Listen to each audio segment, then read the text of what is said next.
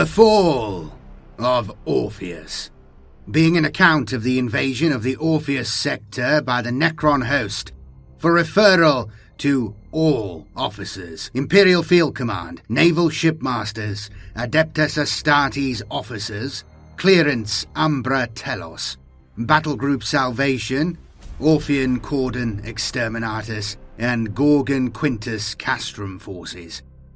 Few who dwelled within its domains would have believed the Orpheus sector stood on the precipice of annihilation, that this fortress realm, this frontier of the Segmentum Tempestus, a sector imperialis which had endured for nearly 4,000 years against the ravages of the Orc and the predations of the Eldar, the destruction of civil war and the malevolence of chaos, would yet prove to be as defenseless as a new-born before the horror of what was to come. Fewer still, be they planetary governor, potentate, prelate, or void captain, could have countenanced the idea that in less than 100 standard days, scores of the Orphean worlds would be laid waste and their populations, numbering in the billions, put to the sword. Nor that all which humanity had wrought amidst these distant stars would be erased with such merciless power and abhorrent intent. But the darkness that came for the Orpheus sector cared nothing for the power and pride of man. For in the great emptiness beyond the frontiers of known space, ancient and wicked minds were stirring, minds driven insane with the tortures of eternity, soulless beings of echoed hatred and endless despair, creatures to which all life had become an anathema, were once again dragging themselves up from the cold iron of their graves, and upon seeing the teeming vermin of humanity, for as such as we are today, infesting worlds that had once been theirs, the dim fires of unsleeping inhuman malice were again roused within the outcast Minaka dynasty of the Xenos form my holy order has come to call Necron, bestirring them to unnatural, false life with but one cause, to slaughter and destroy. Such are the monsters you must now face.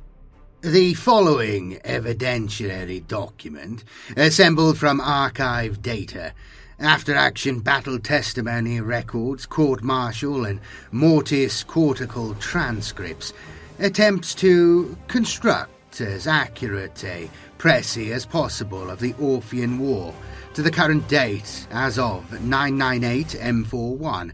As such, it contains what scant and fragmentary accounting can be made of the devastating losses of the Bloody Hundred, as the initial Xenos onslaught has become commonly known, and a more detailed accounting of the War of Salvation, recently fought to great cost over the ashes of the Orpheus sector. Upon you is weighted the terrible burden of truth, rather than blessed ignorance, as is the right of the common soldier. As a commander of rank in the forces assigned to the terrible deeds which now must follow, you are charged to study what this report contains wisely, for in this knowledge you may better serve your emperor in battle and carry out your sacred duty in this new-founded realm of the dead.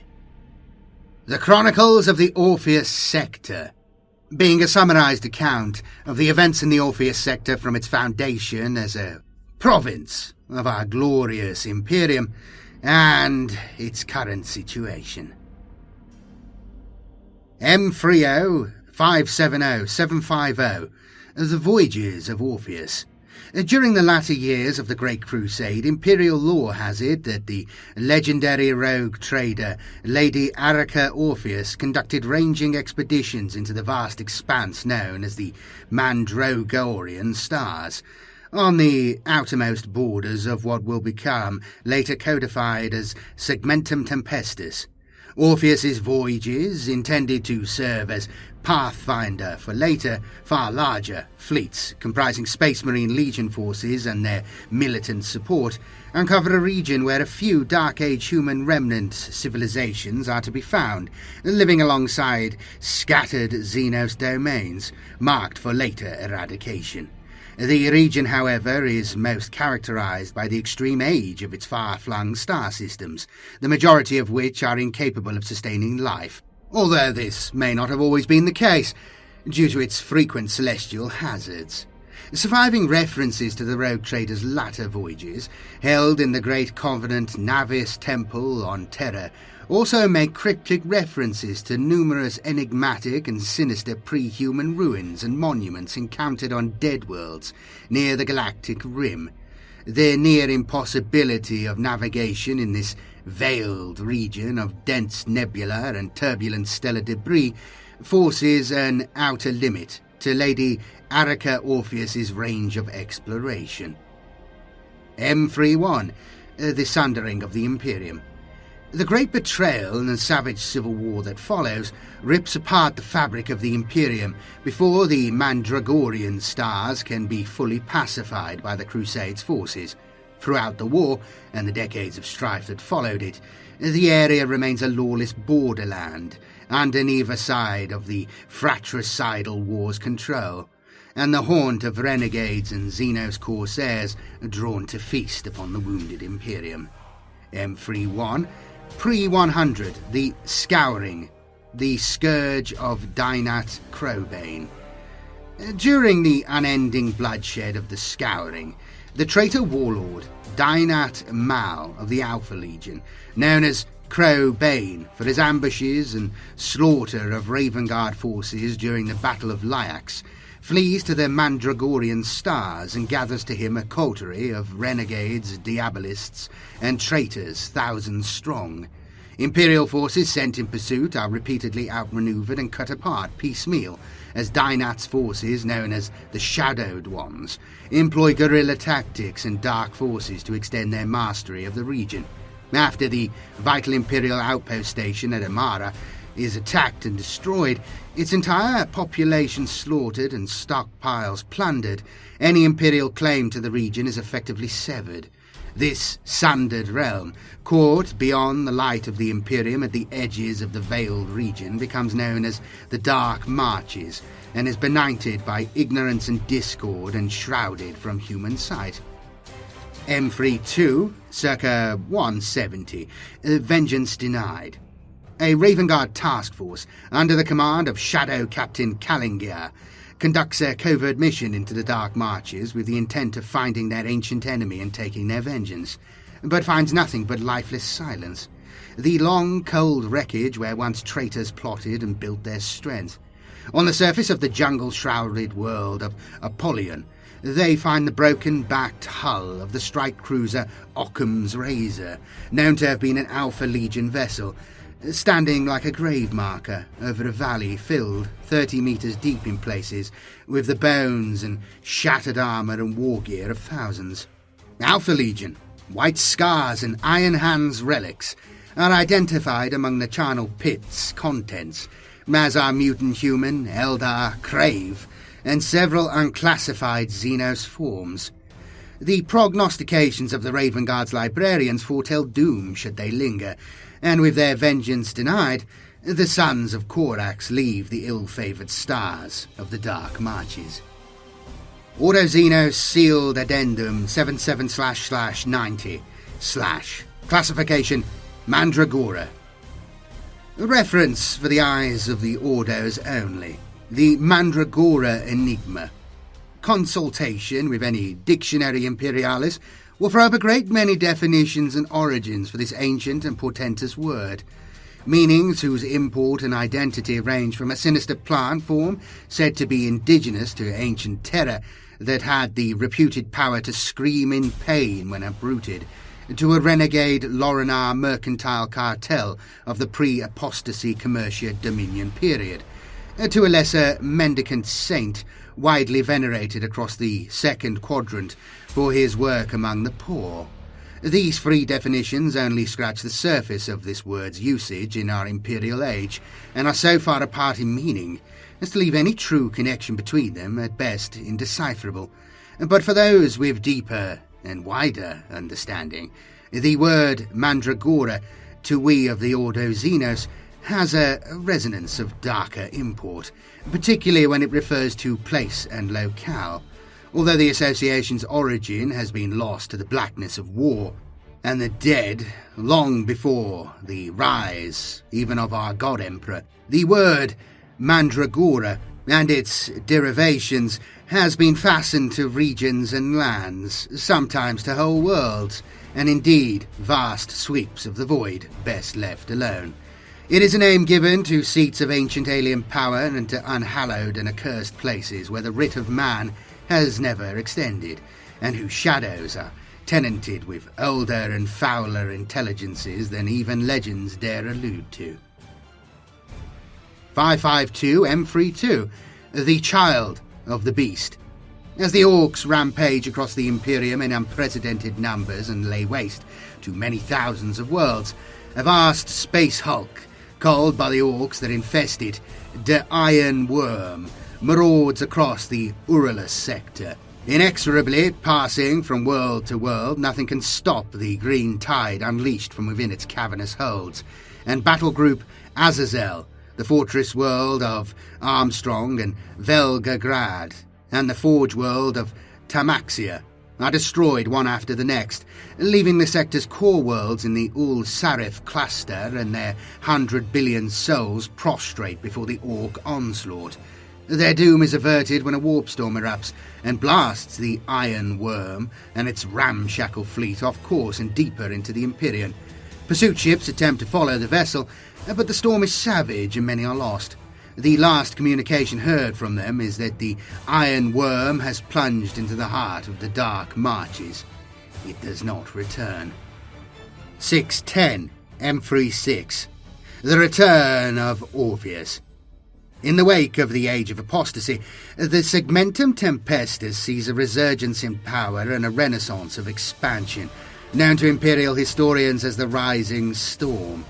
This feat is enabled by the fact that the Segmentum had been left relatively unscathed by the centuries of tumult that preceded this time and a concurrent lull in the frequent and unpredictable warp storms that had, in ages past, given the Segmentum its name. With the blessing of Terra, Segmentum authorities launch a number of crusades and campaigns to destroy lingering threats within their domain and push back and fortify the borders of the Imperium itself. The most successful of these is the Dark Marches Crusade, commanded by Lord Tempestus Hal Orpheus, a lineal descendant of the rogue trader house that had first explored the region's sinister reaches millennia previously. 759 to 900 M36, the Dawning Years. A little more than a century and a half after its outset, the Dark Marches Crusade is over, declared a mighty victory for the forces of the Imperium.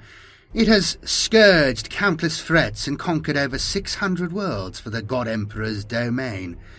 These worlds and systems spread in an arcing band across the border of the Veiled region, are by writ of Holy Terror subdivided into 4 newly founded sectors of the Segmentum Tempestus, the Haxan, Lyak, Uradis, and Orpheus sectors. The founding Orpheus sector is secured through the ancient writ of conquest and takes Amara for its capital, the long-lost imperial outpost, having more recently served again as a crusade operations base for more than 3 decades. This world becomes the seat of the Orpheus sector's first governor, Hal Orpheus, now a failing shadow of his past military glories and sustained only by the arts of a devoted coterie of Adeptus Mechanicus savants. Other newly colonized worlds, such as Arcantis, Gedrid, and Midwinter, are given as glorious reward to favored Imperial Guard regiments for their service during the Crusade, while the resource-rich but lifeless Maya system is sealed in perpetuity by the Adeptus Mechanicus for their part in the Crusade. Pilgrims, colonists, and settlers flood into the new-born sector, both willingly and otherwise, from the overcrowded hive worlds of Uralis and Ware sectors. But this tide of souls is deemed insufficient. Soon, further refugee throngs are redirected by the Administratum to the new sectors from a dozen war zones, and entire planetary populations of failing or depleted worlds within more established regions of the Imperium are put under Edict of Transmission. This act consigns many millions to an often fatally perilous journey to a still largely unknown frontier by the merciless stroke of a quell. 817 M36, the Lost Fleet. A colonization fleet of over a score of Ark vessels carrying some 16 million souls, dispatched to found an agri-world on the verdant fen-covered planet of Tlyloch, disappears en route. No traces of the fleet are ever found. Tlyloch is later colonized by a much smaller expedition some 30 years later, without any further incident. 759 M37, the Orpheus Millennial. A 1,000-year anniversary of the Orpheus sector's founding is celebrated by the procession of the holy corpse of Lord Tempestus Orpheus throughout the principal worlds of the now well-established sector. His sepulchre is borne in his crusade flagship, the Arica Dominus, which now also serves as flagship for the whole constituted battle fleet Orpheus. The Millennial is accompanied by great largesse and fanfare by imperial commanders of the sector, and remittances by the Adeptus Ministorum, resulting in great celebration by the commoner, noble, and ordinate alike. Many holy miracles and visions of faith are reported in the wake of the relic corpse's passage. 976 M37, the Silence of Layak. All contact is lost with the neighbouring Layak sector. Circumstances around this occurrence are sealed under the auspices of the Segmentum Conclave of the Ordo Xenos and are beyond the remit and clearance of this extract. Records from this period show a massive increase in military tithes within the Orpheus sector, the strengthening of its battle fleet and the further construction of orbital defences on its major worlds. The crippling cost in localised tithes and manpower to sustain this build-up takes a heavy toll on the Orphean worlds. From this time forwards, all colonial missions on the edge of the Veiled Stars are prohibited under pain of death, and a series of worlds on the border of the Orpheus sector are specifically excluded by imperial edict from visitation. 113 M38 to 955 M39, the Harrowing of Orpheus. Spurred on in part by the continued massive military expenditure mandated by the Segmentum authorities, discord, malcontent and privation plagued the sector. Revolts and cult activity and rebellions fermented on dozens of worlds result in brutal crackdowns and purges against civilian populations, and the centuries that follow are dogged by bloodshed and tragedy, both apparent and unexplained. Matters worsen as the Black Crusade of Von Malus, called the False Saint and the Transgressor, sparks off a schismatic war of faith that spreads across the Segmentum Pacificus and Segmentum Tempestus. This heretic's creed finds its way into the Orpheus sector, causing further major uprisings on Kolkash and Epirus, draining regiments and war material from the sector, which had been requisitioned and reassigned to fight the ever-expanding war against the transgressors' forces. The schismatic planets are eventually subjugated, and the petitionary world of Morus Lacrimal is founded to take on the penitents. But the agri-world of Epirus is rendered into a wasteland that will take decades to recover to even a shadow of its former capacity. This is enough to disrupt the fragile web of the sector's commerce and supply, already overburdened and overstretched, and the time hereafter will see famine and pestilence strike many of the Orphean worlds, again and again. The 715 M38, the cult Celestari, rises. Born from the famine and bitterness of the preceding years, a heretical cult known as the Celestari rises among the nobles and worthies of the sector. While forbidden and persecuted by both the Adeptus Arbites and the Ordo Hereticus, it remains an invidious and sinister presence that cannot be fully stamped out. The cult's tenets are of the falsity of the imperial creed and the veneration of a secret race of superior beings which slumber, and who one day will awaken to bring eternal life to their loyal servants and bloody death to their enemies. The cult takes for its sacred relics the numerous Xenos archaeological remains found across the sector, and in secret carries out cannibalistic rituals and seeks to further the power and enrichment of its inner circle of adherents. 889 M38, the death of Tylok. The garbled distress signals from the outposts on Tylok speak of massacre and impenetrable darkness before abruptly being cut off. A squadron dispatched from Battlefleet Orpheus finds the world a charnel house, spattered with blood and burning ruins. No intact bodies are recovered, however, and all data storage devices on the world have been obliterated. Whatever event has transpired to destroy its population, it is evidence to have occurred over the course of only a handful of hours. Inquisitor Kusan of the Ordo Xenos pronounces the lack of human remains found as indicating a likely involvement of Eldar Kabbalite corsairs. Others within the Inquisition and the Orphean Admiralty do not share this hypothesis. Death-haunted Tylok is subjected to permanent quarantine by order of the Lord Commander of the sector. 168 M39, the Battle of the Gorgon Deeps. Battlefleet Orpheus, aided by the forces of the Revilers and the Red Seraph's Space Marine chapters, confront and eventually defeat a major Ork invasion force in a 19-week running space battle before it can fully penetrate the sector.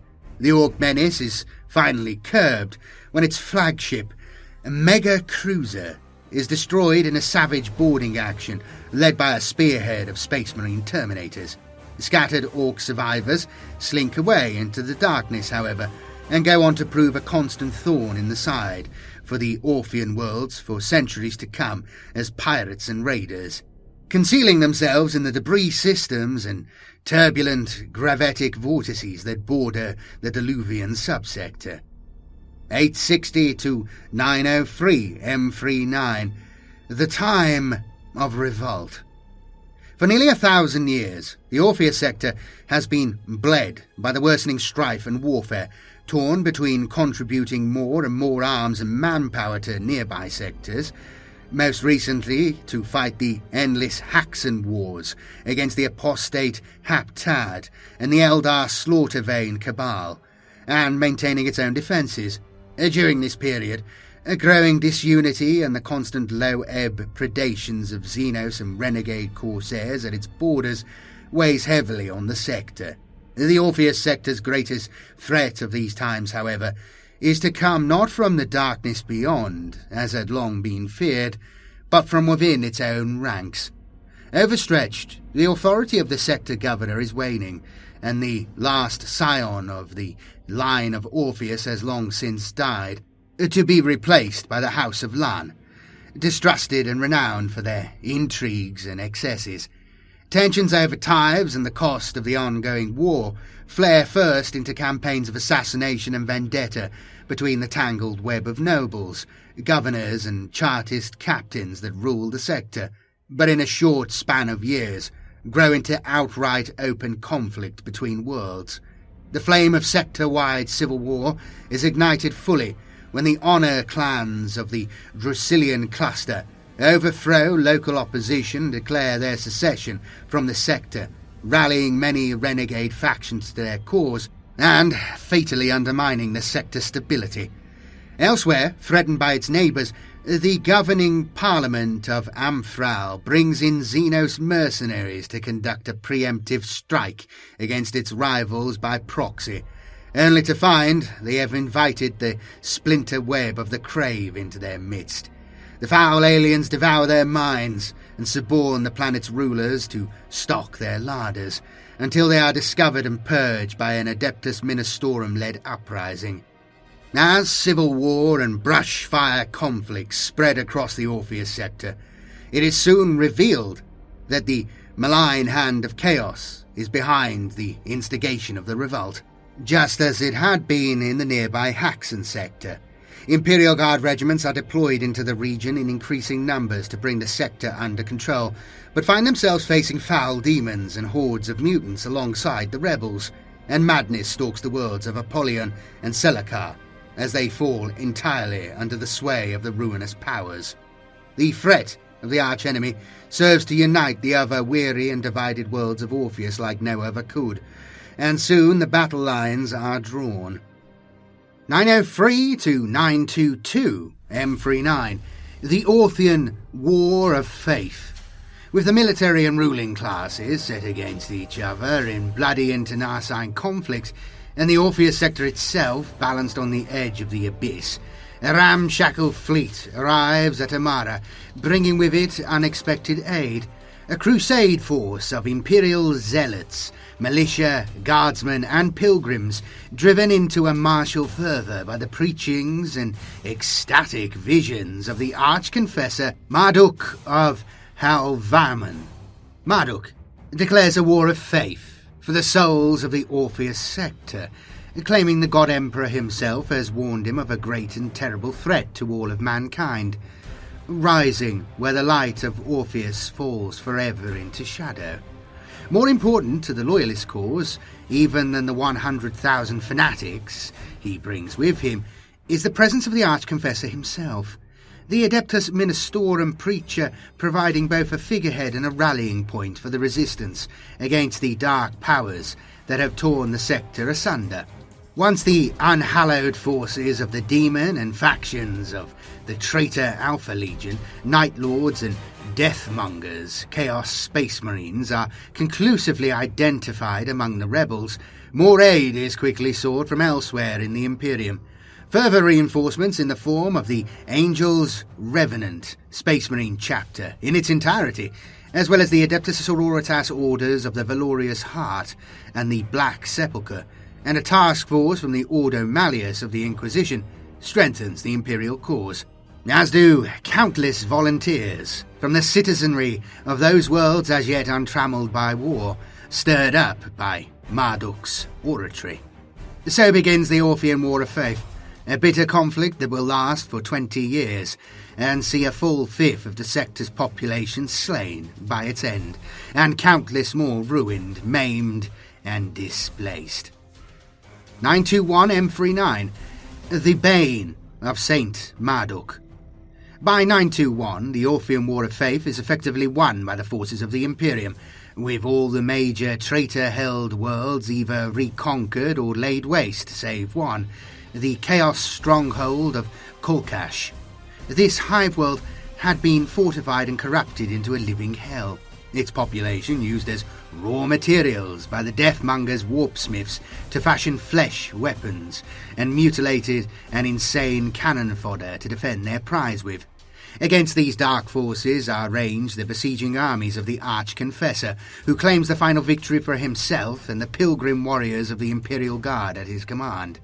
Instead of involving them in the siege, he dispatches his Adeptus Astartes and Adeptus Sororitas allies to harry and destroy the other fleeing remnants of the traitor forces elsewhere. It is known from the last signals received from the war zone that Marduk's forces were making headway, matching the fury of the warp-tainted defenders of Kolkash with faith and fire, and had succeeded in forcing multiple landing zones on the planet's surface, when astropathic communication with the besieging Imperial fleet abruptly ceased and the alarm was raised. The Angels Revenant strike cruiser Intercessor, which first responded to the raised alarm, is attacked and severely damaged on its arrival on the system's edge by two small but extremely powerful void craft of unknown, presumed Xenos origin. The Space Marine vessel is damaged before destroying one attacker and driving the other off. Those on the near-crippled Intercessor witness a great star battle erupting across the inner system on their long-range auguries, but are themselves unable to intervene. By the time they have limped into orbit around Kolkash, the unknown attacking force has departed, leaving a twisted field of burning hulks drifting in orbit around the world, its fortresses and cities shattered and seething with unearthly radioactive fire below. There are, however, scattered knots of survivors amid the wreckage and fallout. those that bared the stigmata of chaos and treachery, the Angels Revenant put to the sword, while those few survivors who had fought for the Emperor, wounded and often catatonic with shock, they carry away to salvation before a final ash-blank winter claims the world. Kolkash is forever afterwards to be named Saint Marduk's Bane, as the martyred arch-confessor himself was soon afterwards beatified by the Holy Synod of the Ecclesiarchy. 610 to 619 M40. The Sector Resurgent. After the successful prosecution of the Orphean War of Faith, the sector rebuilds under its surviving Imperial commanders, and, by special dispensation, many regiments of the Imperial Guard and the survivors of St. Marduk's pilgrimage are allowed to settle its worlds, either laying down their arms or integrating fully into the local defence forces, greatly strengthening them. The Inquisition lays a heavy hand on the processing of refugees and purging of suspected taint from the worlds that had been subjected to renegade conquest, and Apollyon, which had seen several thwarted warp breaches and demonic incursions, is given to their direct control in perpetuity.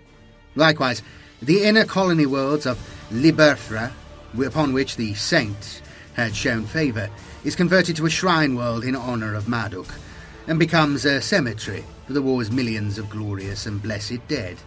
Overlordship of the Shrine World is given over to the Angels Revenant, until now a fleet-based chapter, as their domain, with a sacred charge of duty for the protection of its reliquaries and cerements. The Space Marines' permanent residence further strengthening the Orpheus sector.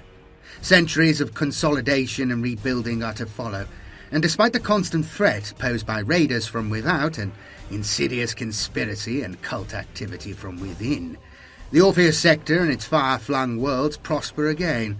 Its masters and guardians remain ever vigilant, both against known dangers and against the unknown, which has risen up from the darkness time and again, leaving a formless shadow of threat in its wake.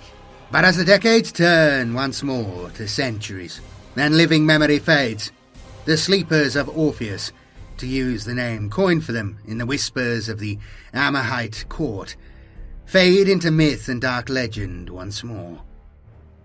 319 M40, the death of Badrock. The forces of the Evil Sun's war boss and infamous raider Badrock Gut Gouger, who had unified the Orks of the Shattered Deeps and threatened Wa, are cornered and brought to battle at Lismarcus. By counter-invasion, the Orks are encircled and crushed utterly under the tracks of the Imperial Guard's Koenig armoured regiments, backed up by the Orpheus sector defence forces, in a gruelling 7-month campaign of annihilation. The war boss's broken carcass is later taken to hang from the spire of the Red Cathedral of Amraphal, and the Diluvian subsector is given over to great rejoicing. 580 to 591 M40. The Emperor's Due.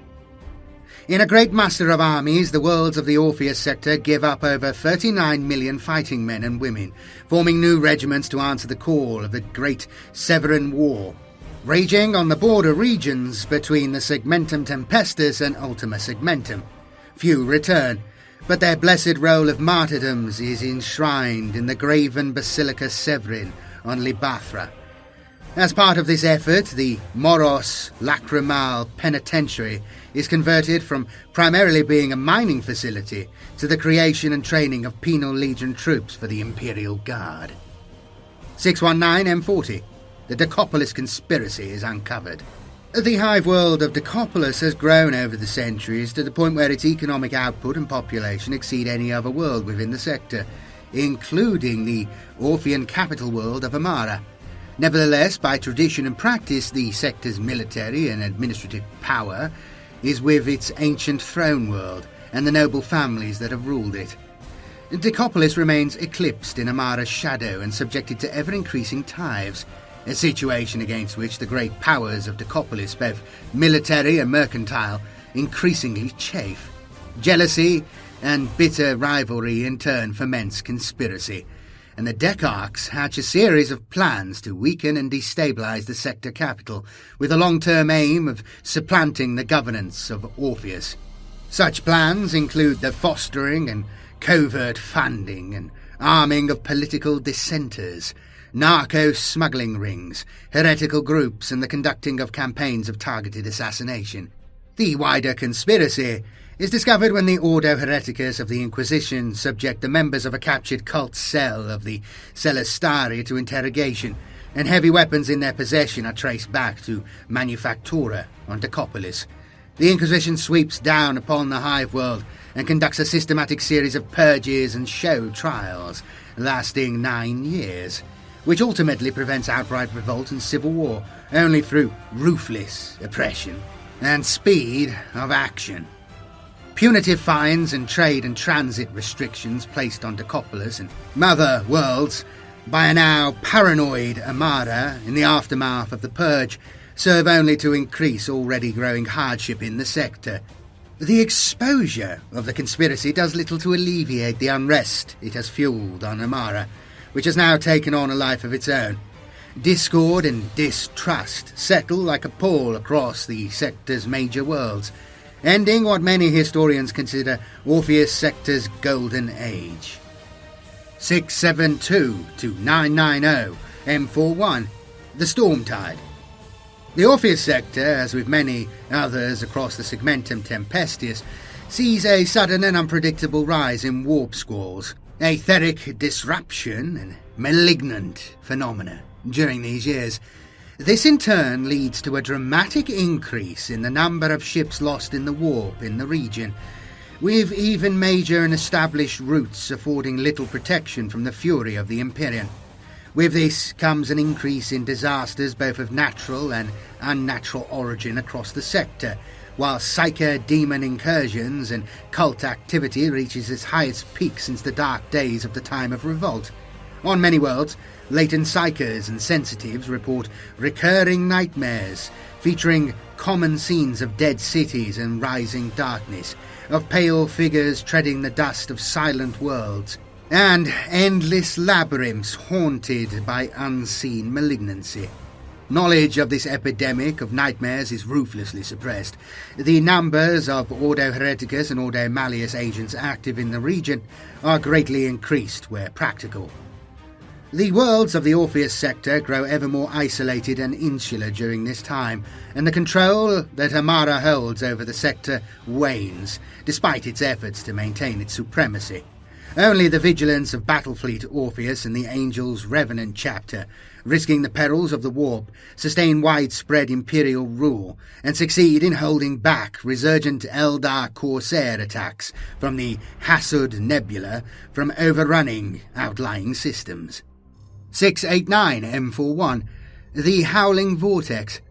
A violent but localized warp storm, designated the Howling Vortex by the sector's navigators, engulfs the region known as the Barren Stars, and in doing so completely cut off the Moros Lacrimal Penitentiary world from contact with the rest of the sector. All transmissions and void traffic from the Imperial Penal Colony cease, and the fate of the last prison hulks, en route from the Decapolis purges to Moros, remains unknown, as does that of Moros's 13 million prisoners. 744 M41, the Kellerman Murders. A string of murders and thefts at the Kellerman Skolum on Armada are exposed as part of a wider plot involving the cult Celestari, regarding research into Xenos artifacts recovered from the edge of the sector over several centuries. A fierce gun battle between the Adeptus Arbites and the cult members leaves the Skolum as little more than a charred ruin, with the loss of scores of lives. After-action testimony from witnesses yields several reports of a fire-shrouded figure walking through the flames to retrieve several unknown artifacts from the burning complex, seemingly unaffected by the blaze. Forensic examination of the scene is unable to establish which of the Skolum's extensive collection of Xeno artifacts were taken, rather than simply being incinerated in the fire. 766 M41, the Damnation of the Manticore. The Chartist freighter, Manticore Aegirus, is befouled by a warp storm while undertaking passage from Acantis to Ribasso. Driven by the storm, it suffers multiple breaches of its Gellerfield and is assailed by demons. The screams and pleas of its crew and some 3,000 passengers, along with The whispers and promises of those that devoured them echo through the psychic effluvia of the Capitoline subsector for the next several decades. 811 M41. The Warning of the Wayward Sun. The badly damaged Void Dromon, Wayward Sun, once an escort vessel belonging to the petty rogue trader Caleb Gildefroy's flotilla, appears at the outer reaches of the Adeptus Mechanicus outpost's defense perimeter at Harrow Watch. Garbled communication from the ship's crew claim it has suffered severe damage from hostile Xenos action, and also contains incoherent warnings about Gildefroy's expedition encountering a terror from beyond space, which destroyed the rogue trader's flotilla, ending in pleadings of immediate sanctuary for the stricken ship. The Wayward Sun has no clearance to enter Harrow Watch's exclusion zone, and when the ship refuses to turn back, it is fired upon and destroyed as a potential threat. Small amounts of wreckage are collected and placed under strict quarantine conditions for examination. 819 M41. The Shadow of the Beggar King. Lissing Hive, on the industrial world of Camarum II, is overcome by an outbreak of contagious madness and despair. Thousands die, succumbing to suicidal mania by hurling themselves into the machinery to which they are indentured, or simply making their way to the planet's toxin-fogged surface and tearing open their breathing apparatus. A civil collapse swiftly follows, and from the anarchy a figure, seemingly touched by the powers of chaos, Rancor Nonsuch, the self-entitled Beggar King, arises to lead his insane followers to overthrow the Manufactura cities of Camorum II. Casting down the authorities and slaughtering or corrupting the planetary defense forces there, he takes his malevolence to the remaining free inhabited worlds of the system. Madness, riding like a contagion in his wake. Hampered in bringing in sufficient reinforcements by conditions in the warp, Imperial forces manage to contain but cannot defeat the renegades, who now infest the ash wastes and underhives of Camerum 1 and 5, while murderous cults bearing names such as the Endless Tide and the Crawling Darkness conduct widespread campaigns of terror against those Manufactura and Hab spires that remain in Imperial control. An exclusion zone is established around the Camerum system, and a grinding guerrilla war of attrition sets in. And Inquisition-led stormtrooper regiments are dispatched to aid the suppression campaign. 990 M41. The Dying Stars. The violent warp turbulence that has held sway across the western division of the Orpheus sector for more than 300 standard years is rapidly and suddenly extinguished by a shockwave in the Imperium, leaving only the howling vortex remaining. The violent imperial squall sees scores of vessels caught in its path, either thrown off course or simply smashed to flinders. All across the sector, astropaths, psychers and witches are subjected to sudden and inexplicable deaths or are hopelessly mind-burned. Reports of mass hysteria, unexplained murders, disappearances and mania increase exponentially across the worlds of the Cold Vale and the Drusilian subsector. The Ordo Malleus of Conclave Orpheus, based on Apollyon, issues an order for maximum vigilance to all Imperial authorities, believing the warp disturbances and its attendant phenomena are but a precursor to a major demonic incursion into the sector. The Adeptus Mechanicus' deep-range observation station at Harrow Watch reports the binary stars of the prohibited Caracol system at the edge of the Veiled region have both unexpectedly been destroyed by supernova, the event occurring roughly concomitantly with the storm-ending shockwave in the warp. This report is largely ignored as insignificant. This stellar catastrophe, an event portended in the hidden writings of the cult Celestari, alongside the rise in lost ships at the sector's edge, can now be seen as unheeded omens of the nightmare to come, signs that if acted upon swiftly and with sufficient force, may have mitigated or perhaps entirely prevented the deaths of billions. The Nightmare Wakes. 371-6991 M41. The attack came with sudden and total ferocity, An invasion not of a single imperial world or a dozen, but of scores of planets, outposts and domains. An act of extermination carried out with shocking power and deliberation across a vast swathe of the void. It was an assault of such speed, coordination and ferocity that to those beyond its front line, its only sign was silence. Silence as if whole star systems had been plucked from the firmament by a death so total and abrupt there was not even time for them to scream, to cry out to their neighbours in agony or warning. Such, indeed, was the swiftness of the doom that fell upon the Edgewood stars of the Orpheus sector, that it remains even now impossible to ascertain the true scope and metre of the destruction which befell them. Of the fate of the heavily fortified Adeptus Mechanicus outpost of Harrow Watch, or the frontier colonies of Palasite, Cartris and Boros Landing, the feudal world of Ariath, and the ancient agri-world of Epirus, and of more than 60 others, nothing may be said for certain save that the invaders came, and they were silenced. It was at the inquisitorial fortress world of Apollyon that the alarm was first raised. A needle-rake black ship, burned from stem to stern, broke free of the vortex of fury that had engulfed the system and survived long enough to transmit its warning to the sector capital of Amara. The shock and disbelief of those who read it was quickly overcome by the seal of the Ordo Malleus, appended in incontrovertible code to the astropathic warning images and verified by the Inquisition's senior brethren on Amara Prime.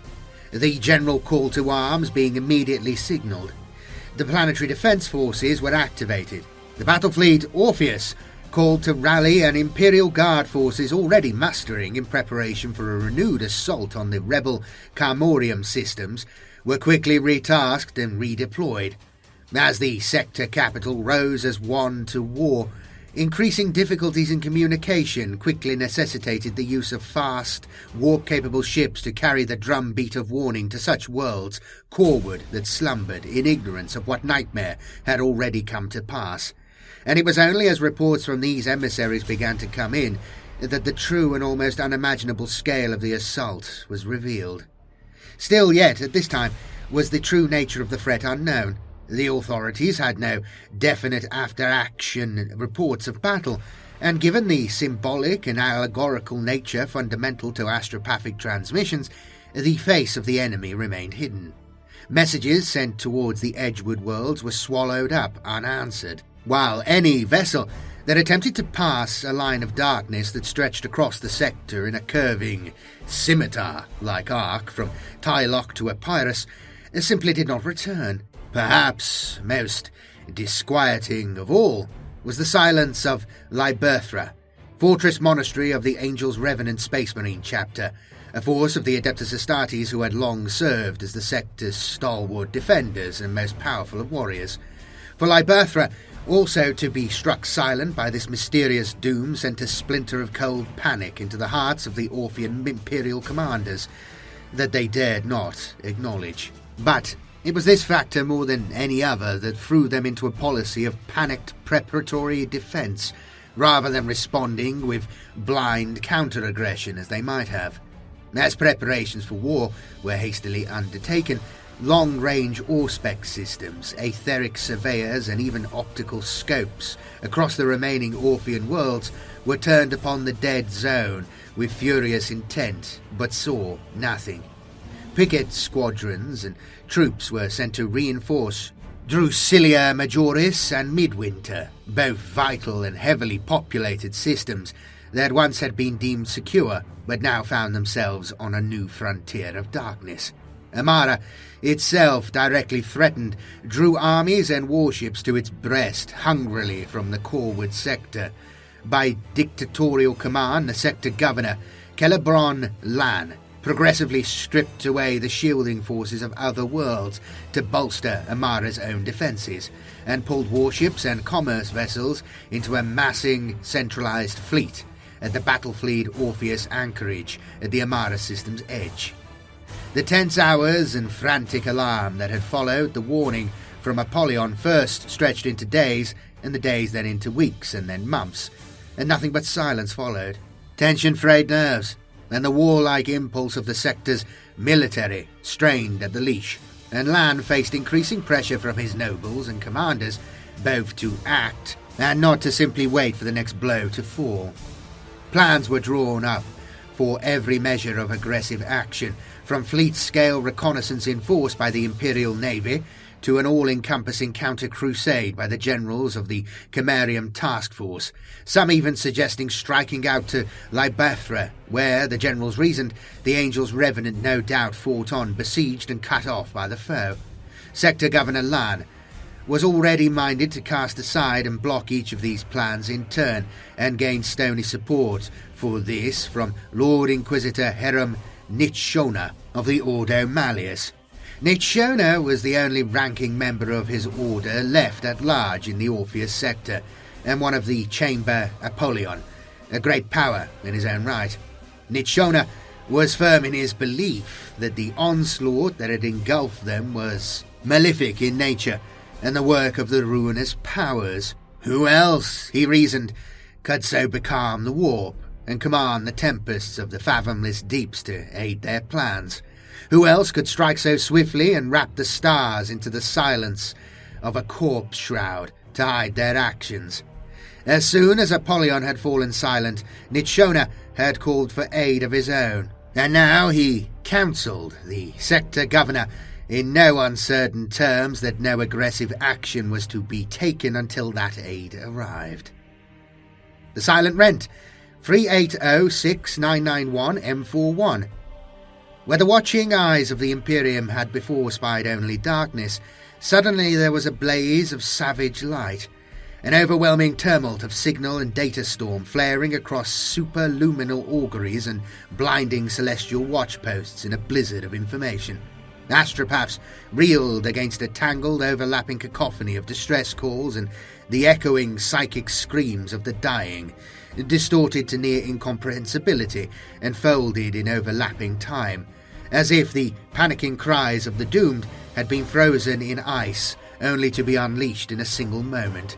Riding on this storm were other, far stranger calls, blazing pillars of energy spiking into the ether on the edge of the veiled region. Pulsing like beacons, these fountainheads of power spilled off the howling gales of radiation and charged particle storms that seemed free to transcend the gulfs of distance between stars in mere moments. These flaring storms of energy danced like static discharge along warp routes and clung in ghostly cold fire to the hulls of the ships. The seething electromagnetic contagion they brought with them whispered in unknown tongues that invaded Vox channels and supposedly sealed and secure communication webs, the fading echoes of agonized screams following in their wake. With it one phrase in Imperial Gothic repeated again and again: "My Naka comes." Havoc followed wherever the malign signal went, as machinery was plagued with sudden failure and malfunction.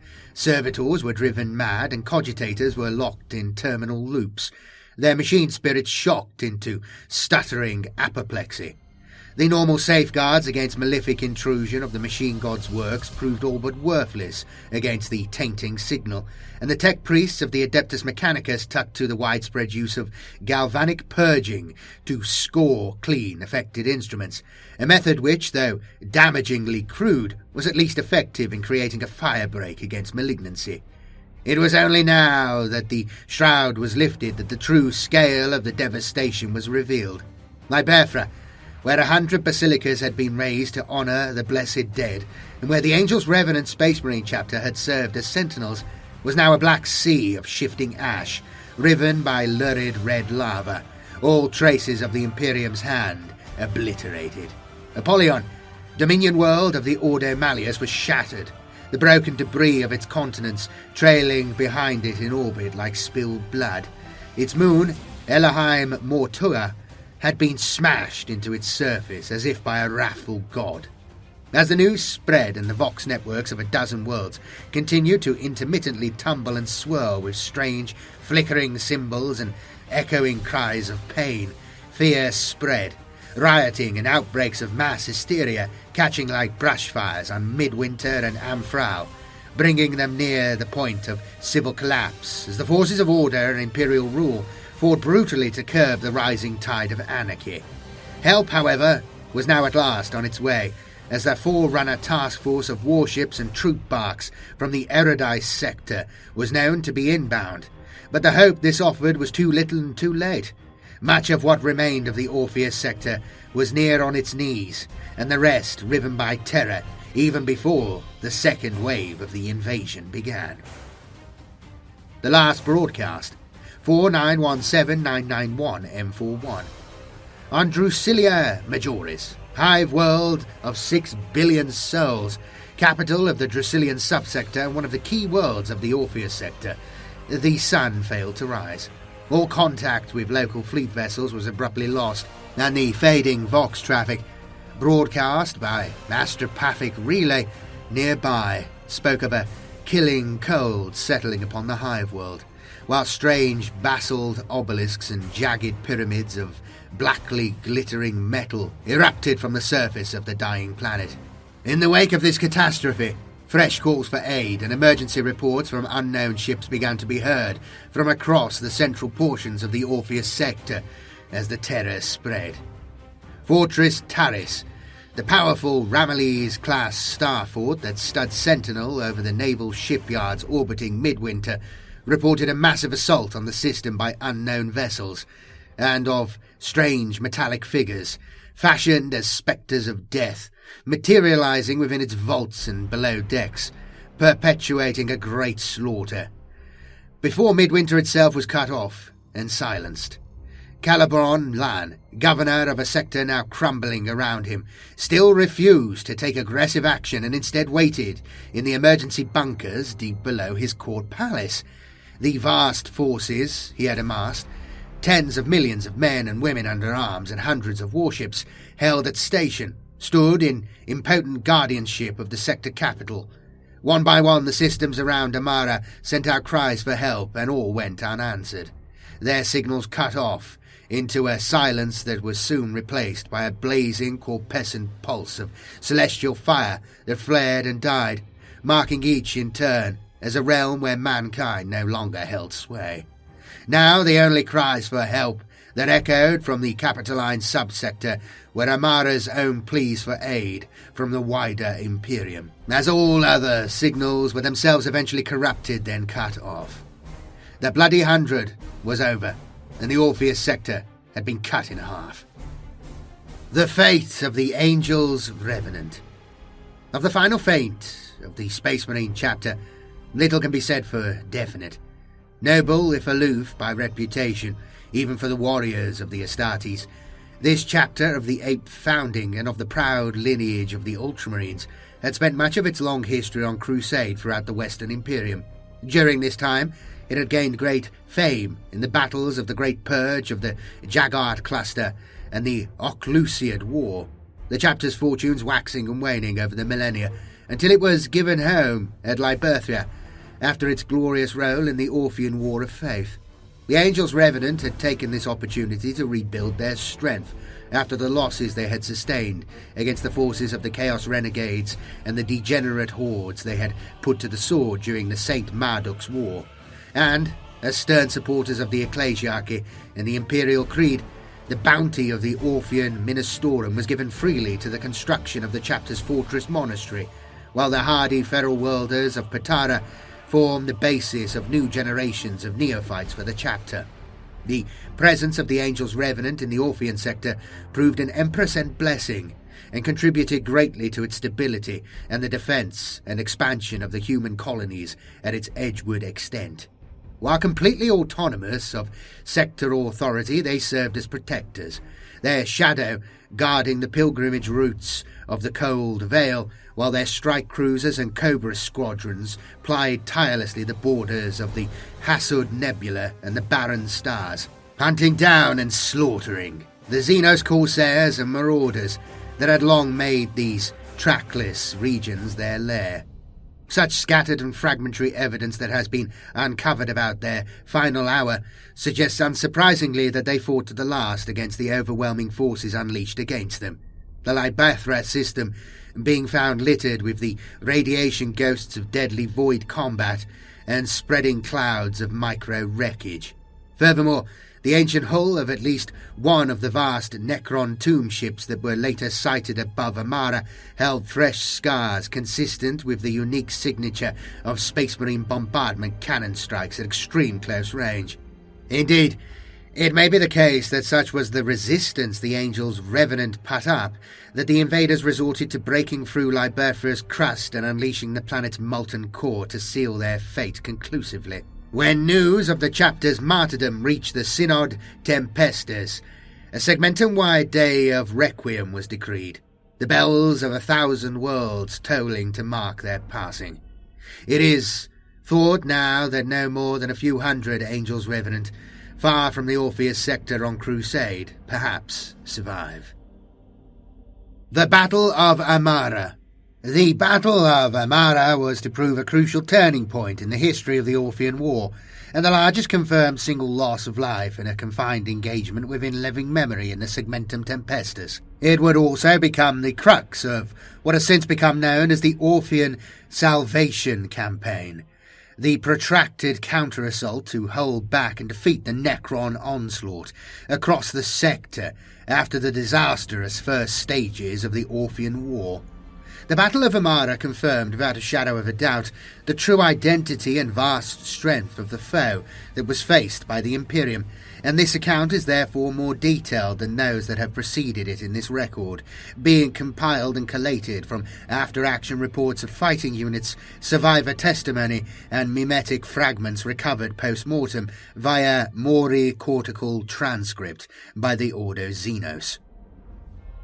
3964992M41, the eve of destruction.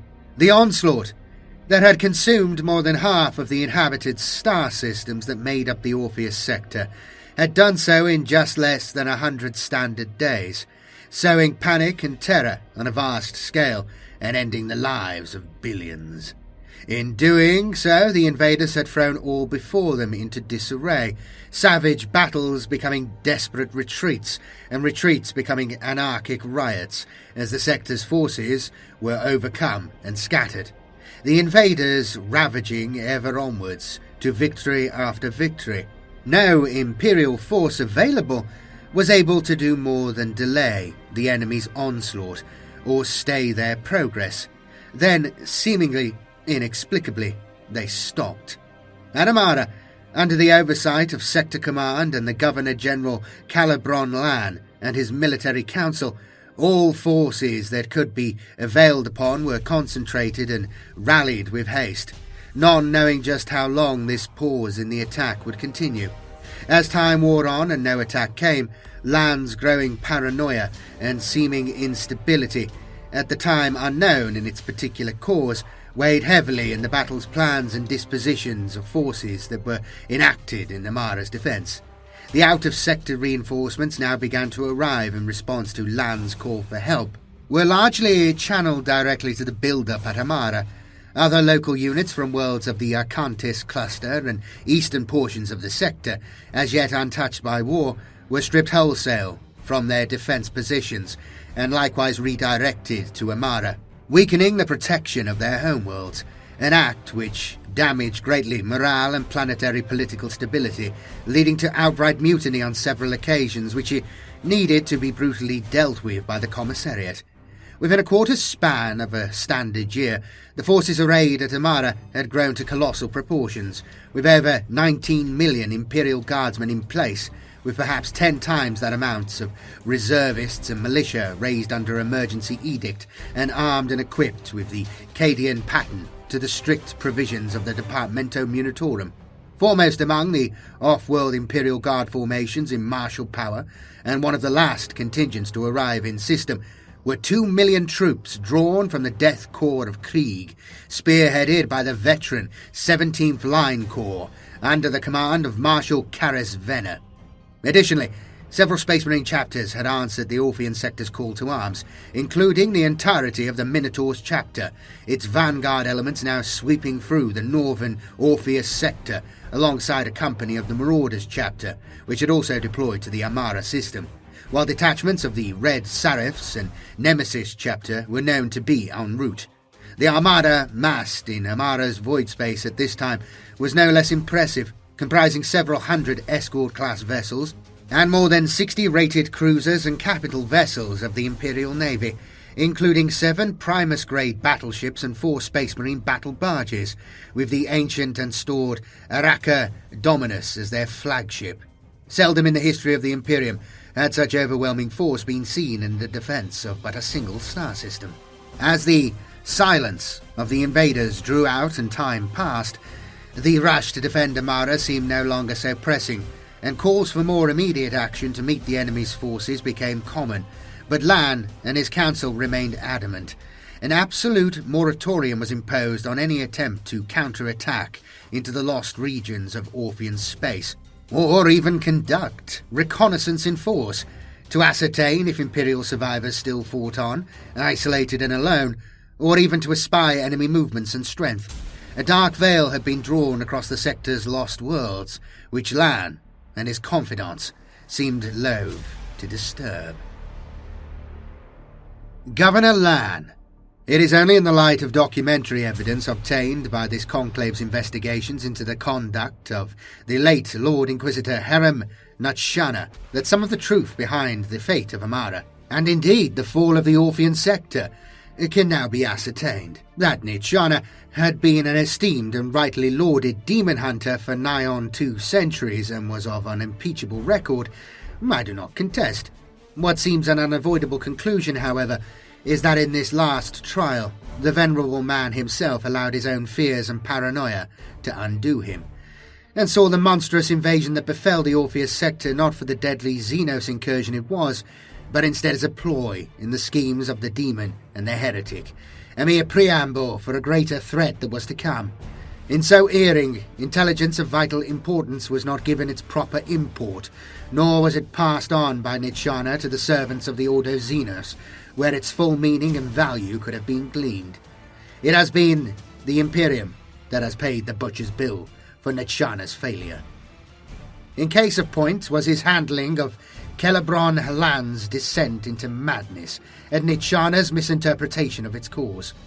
Following the beginning of what we know to have been the Necron assault on the sector, Lan became plagued with a series of increasingly vivid nightmares in which he found himself seated at a great feasting table, surrounded by terrifying deathly figures Lan himself described as being masked in bone and gilded steel, and clad in the gold and darkly jewelled raiment of barbarous and alien kings and princes. Set before them is an opulent service of platters and dishes, on which lay alternately grey dust, glowing cinders, and raw and bloody meat. At the head of the table is a vast enthroned figure, more terrible than the rest, so fearful I knew my heart would fail if I looked directly upon him. In this horrific company, Lan found himself trapped and bidden to eat the strange meal, while the deathly court looked on, all watching him in malignant silence save one, draped in raw skins that ravined at the unholy banquet, smearing bloody chunks of flesh into its twisted mask it would not eat, and drenching itself with flagons of steaming blood it could not drink.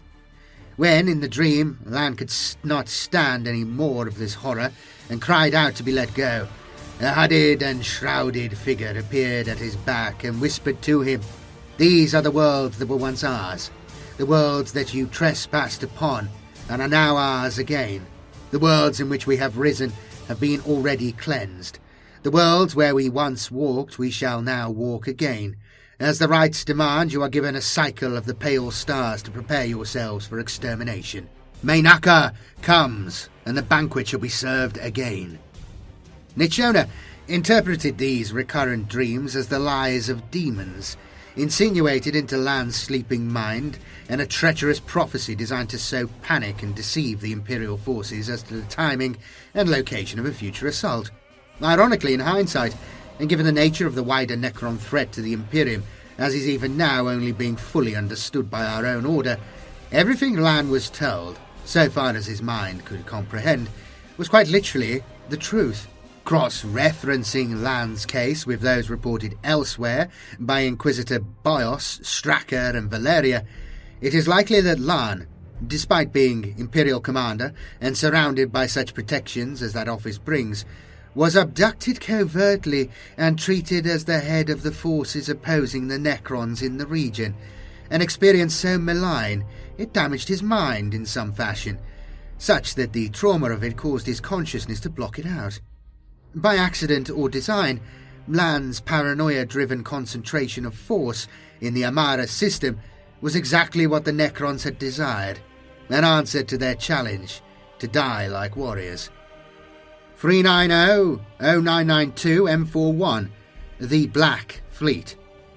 The Battle of Amara began without preamble or warning. No deep-range augury foretold of the Necrons' coming, and no astropath or seer prophesied their arrival in the currents of the Imperium. At 1534202, local timescale, a massive gravitational flux sprang into being near the Amara star, its shockwaves causing the sun to violently eject plasma and radiation into space in a series of massive solar flares. The fury of the injured sun was such it reached as far as the orbit of the system's innermost planet, Oryx, and flash incinerated everything on its day side in an instant. Across the Amara system, sensor nets and Auspex scanners were blinded, Vox traffic was drowned out, and unshielded instruments rendered useless in the electromagnetic howl of the tortured star. Such was the confusion and tumult created by the sudden solar storm that it was not until the Sentinel-4 battle station, in deep orbit around Amara Prime, exploded in a rapidly expanding ball of burning gases and molten wreckage that it was realized that the long-looked-for attack had finally come. The Necron host had unleashed their wrath. The vast battle fleet on station further out at the fleet anchorage at Lamon, posted at what conventional wisdom dictated was the optimum location to best intercept ships translating into the system from the warp, quickly brought backup systems and optical surveyors online to view the destruction. They found, to their horror, the image of a black fleet of unknown vessels silhouetted against the burning death throes of the battle station. The ships travelling at such near impossible speeds, they were in range of Amara Prime in moments, and there was nothing that could be done to stop them, nor even time to give a warning. The enemy had appeared within the walls. As the fleet raised its mighty engines from their idling slumber, a process that would take time that Amara Prime could ill afford, the Arica Dominus and her sister ships were forced to watch impotently as flashes of golden and emerald light flickered around Amara as orbital minefields and weapons platforms were swept aside by the black scythe blade and spear-like shapes of the alien invaders. Systematically, Amara Prime was stripped of the defences that so much blood, treasure and time had forged, and Sentinel-2, then Sentinel-1, each a battle station with the firepower of an entire cruiser squadron in its own right, were blasted into a pyre of burning wreckage and left to hang like fiery omens in Amara Prime's night sky. The capital world of the Orpheus sector lay open for attack. Planetfall. By the time the orbital defence batteries that shielded its hive cities and the missile silos concealed beneath its grey seas began to open fire wildly into the skies above, the enemy was already at Amara's gates. Dark and unnatural storms boiled in the skies above, riven with vivid and corpuscent lightning, whilst eerie flashes of pale radiance flickered in the shadows between the hive spires and tunnels and passageways deep below ground. Tactical vox nets, still mired in howling static and interference, were suddenly swamped with reports of attack, both from the ground and the air. In the wide ceremonial plazas of the Kalashine hive, a spectral army of blackened iron had appeared between the lightning strokes and was advancing through the city streets, slaughtering all before it.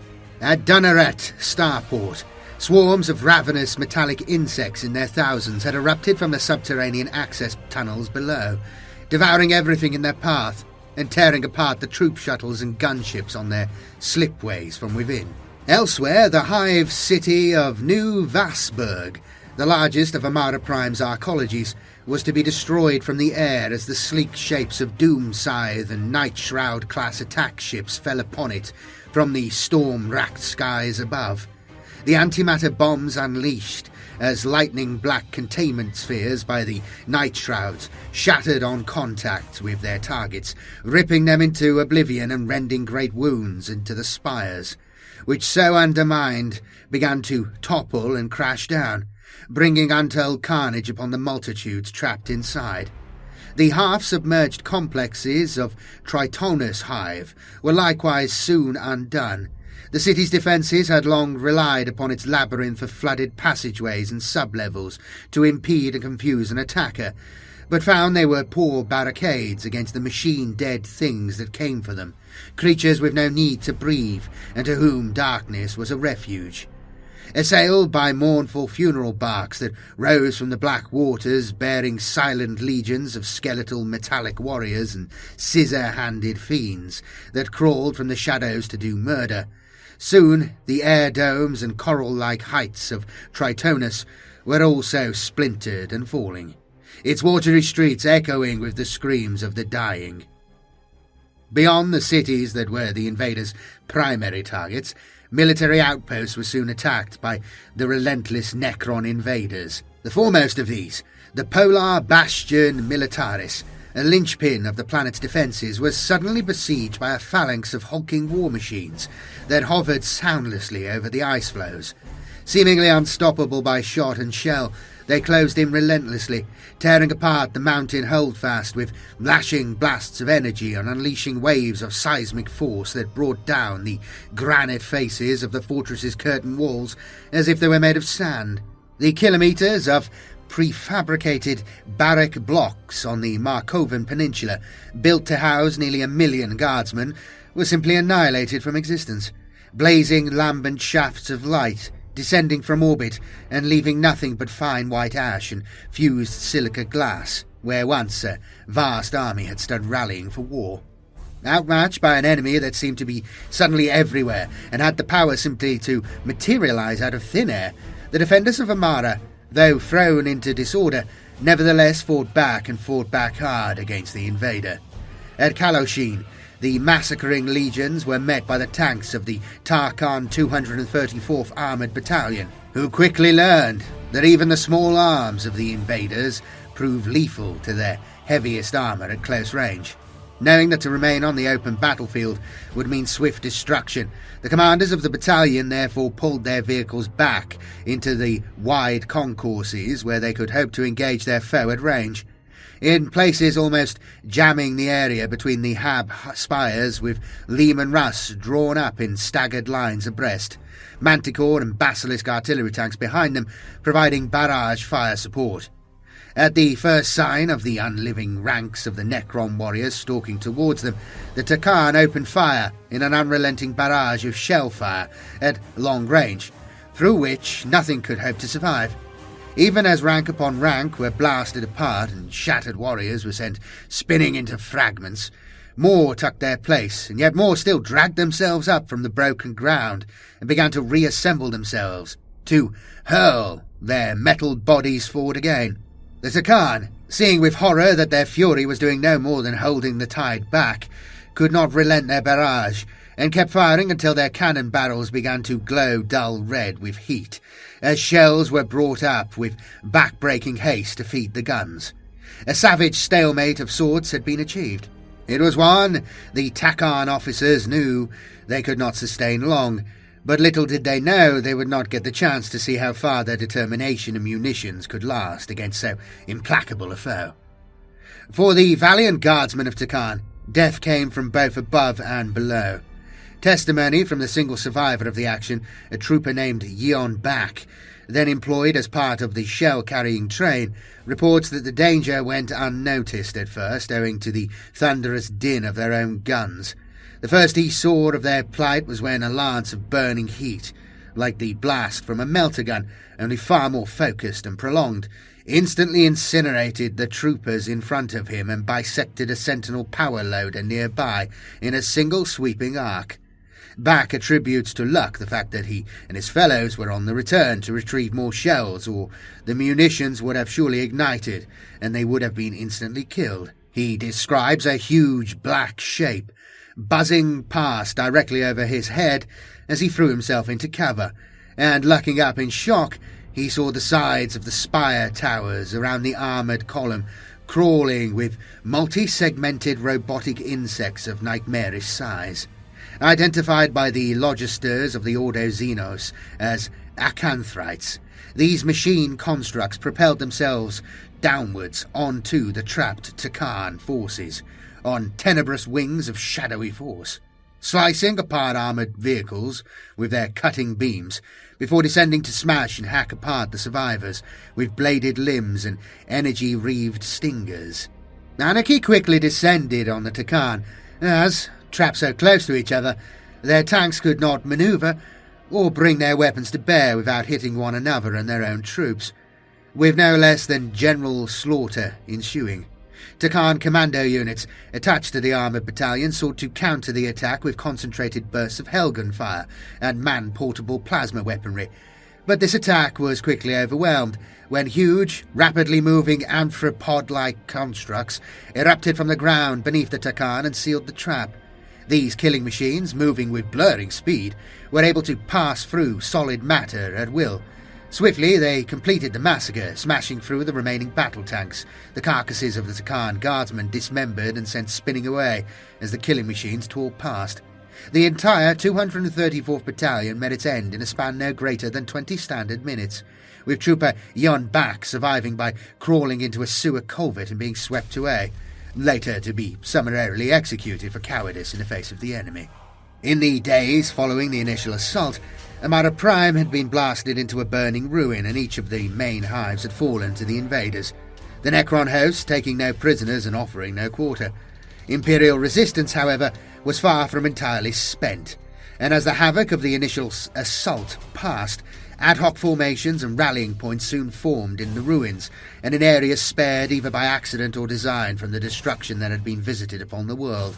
Out on the Karalsa industrial plains, which range for tens of kilometres to the west of the shattered ruins at New Vasburg Hive, the Death Korp of Krieg were awaiting. A late arrival to the muster at Amara, and with their reputation preceding them, the Death Korps had been deployed to several out-hive areas across the planet, well away from the local forces' barrack stations. On the Karalsa plains, the 17th Line Corps had taken over an area of 100 square kilometres of warehousing and manufactura to house their forces. Finding these structures far less secure than was meted by their doctrine, they had proceeded to exploit the underground utility tunnels that crisscross the area, setting their engineers to further expand them to create arms dumps and refuges. When the onslaught came, this foresight saw the Line Corps survive almost unscathed by the initial attack, and once the firestorm had passed, they emerged from their improvised bunkers in their tens of thousands into the smoking ruins, resolute in their determination to drive back the invaders. The Death Korps first dispersed into the wreckage of the industrial plain, sweeping methodically across the shattered ground, engaging the enemy, linking up with other Imperial survivor groups, and recovering armour and munitions wherever they could be found. It was Marshal Venner of the Death Korps who took charge of the battlefield at this point, ordering the execution of several senior officers of the Orphean Guard he considered had failed in their duties, and offering others the chance for glorious martyrdom in the front lines. Venner's command quickly grew to encompass over 200,000 guardsmen, as well as a dozen scratch-built squadrons of attack aircraft, formed from a score of decimated formations, now dispersed into smaller groups for their protection and using cleared roadway concourses designed for macro-crawlers as airstrips. The disciplined Death Korps troops, veterans of such broken battlefields as Amara had become, used the shattered cityscape as cover from which to fight, using every tumble-down ruin as an improvised strong point and concealing snipers and lookouts amid the mounds of the dead. In the days that followed, fighting against the Necron forces was fierce, the armoured bodies of the enemy proving all but impervious to las fire, and with implacable war machines preternaturally resistant to most heavy weapons in the Imperial arsenal. The Death Corps, however, more than matched their relentless foe with their determination to fight, no matter the odds, and quickly they shifted tactics to a combination of long-range indirect bombardments with artillery and extreme close assaults, denying the Necrons' own long-range firepower as much as possible, seeking to overwhelm the foe with sheer numbers and bloody determination. These tactics met with great success, but often came at a heavy cost in lives. Likewise, their combat engineers, skilled in generations of tunnel fighting, used seismic detonators to shield their bunkers and tunnels from the ravening assault of the Necrons' canoptic scarab swarms, with flamer and melter squads kept in permanent readiness to respond to any sudden incursion from below. Marshal Venner knew that such gains as his forces had made were at best transitory, and with no hope of reinforcement arriving, and with the Necrons in command of much of the planet's surface, it was only a matter of time before his forces were isolated, surrounded and destroyed as soon as they were deemed a sufficient threat. Venner decided that rather than see his command bled and destroyed without gain, he would instead attack and pursue martyrdom in the glorious destruction of the Emperor's enemies. All he needed was a target, and he would soon be provided with one. Reconnaissance by elements of the Minotaurs chapter, trapped on the planet's surface during the attack, had determined that in the rubble of New Vassberg Hive, something alien had manifested in the darkness. Where wreckage had been strewn hours previously, a step pyramid of strangely angled green-black stone, riven with veins of pulsing emerald light, now rose up into the night, drawing bolt after bolt of lightning from the troubled skies above to strike its apex and causing it to burn with glimmering ghost fire. Around this pyramid had formed lesser citadels of the same maleficent stone, these being studded with arcane weapons emplacements and strange battlements, connected to the main structure by angular trenches filled with glowing fog. Around the pyramid complex, these skeletal figures of Necrons moved in tireless patrol, and tides of scarabs and other constructs swarmed in and out, dragging a multitude of corpses and wreckage fragments with them to feed the pyramid's hunger. Against this stronghold of the enemy, Marshal Venner arranged his forces for attack, even as intelligence came in from forward observers of alien stars being seen in the rent-open storm above the pyramid, through which blasted flares of emerald energy that surged up from its apex with deafening reports. As they moved into position, each of the men of the Death Corps assault brigades knelt in silent, ordered ranks, crouching in the rubble and ash, waiting for the call to battle as the alien lightning flashed and flickered in the shrouded night. Between the ruins in which the Death Corps marshalled and the Necron defences lay was a rough kilometre of open ground, blasted, flat and scorched, marking the kill zone which they would have to cross to reach their objective. The signal was given at last, and the Death Corps rose as one and began to advance across, slowly, evenly gathering pace as they left the rubble and entered the blasted ground. Immediately, the curving arcs of sentry pylons materialized on the walls of the citadels and turned to track the advancing army, arcs of power visibly flaring along the strange Necron battlements. Then the killing began. Howling beams of emerald energy blasted great swathes of men from existence, while Tesla cannon spat volleys of lightning that left anything they touched as blazing cinders. Hundreds fell in the first moments, but the Death Corps line did not waver in its advance, and now, from deep in the ruins behind them, their own guns spoke. Impassively, forward artillery observers had noted the range and disposition of the Necrons' own heavy weapons and marked them for destruction. Venner had ordered that no munitions were to be spared, no cannon left in reserve, and the Death Corps basilisks and praetors answered this call with a furious bombardment, sending tons of shells into the air to fall like deadly rain on their targets. Instantly, the pyramid and its sub-citadels were wreathed in a mantle of flame as hundreds of shells burst against the alien structures. The pyramid flickered for a moment like a mirage on the horizon before becoming solid once again.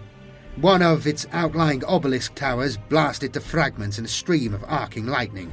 Soon as the bombardment lashed out again, great chunks of black masonry were torn free from the structure, and an eerie howl cut across the battlefield, clearly audible even over the thunder of the shellfire.